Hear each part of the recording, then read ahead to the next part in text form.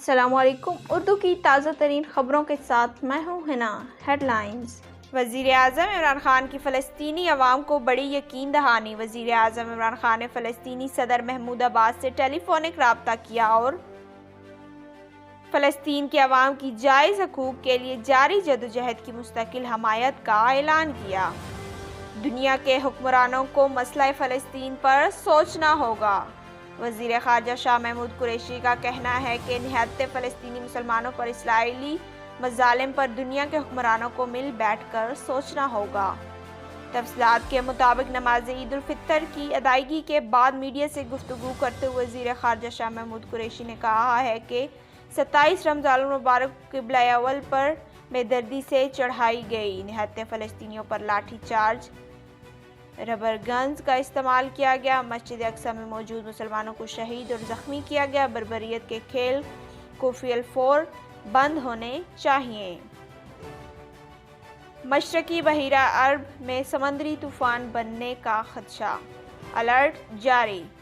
محکمہ موسمیات نے مشرقی بحیرہ عرب میں ہوا کے کم دباؤ کے بعد سمندری طوفان کا خدشہ ظاہر کر دیا، جبکہ سندھ ڈیزاسٹر مینجمنٹ اتھارٹی نے کراچی میں ہنگامی اقدامات کرنے کی ہدایت کر دی ہے۔ شہباز شریف کو بڑا دھچکا، بیرون ملک جانے پر عائد پابندی نام ECL میں شامل۔ وفاقی کابینہ کی منظوری کے بعد وزارت داخلہ نے مسلم لیگ نون کے صدر اور قومی اسمبلی کے اپوزیشن لیڈر شہباز شریف کا نام ایگزٹ کنٹرول لسٹ میں شامل کر دیا ہے۔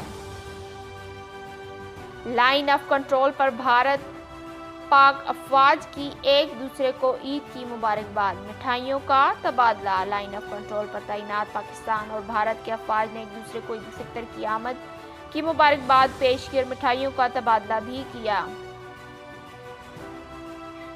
لائن آف کنٹرول کے ضلع پونچھ راولاکوٹ کراسنگ پوائنٹ پر پاکستان اور بھارتی فوجیوں نے ایک دوسرے سے ملاقات کی اور عید کی مبارکباد بھی دی۔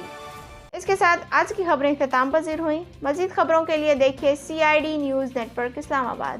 محترم ویورز، اگر آپ نے ابھی تک ہمارا YouTube چینل سبسکرائب نہیں کیا تو سبسکرائب کریں، لائک کریں، شیئر کریں اور ہمیں فیس بک پہ فالو کرنا نہ بھولیے گا۔ اپنا خیال رکھیں اور دوسروں کا۔ اللہ حافظ۔ You are watching CID News Network Islamabad.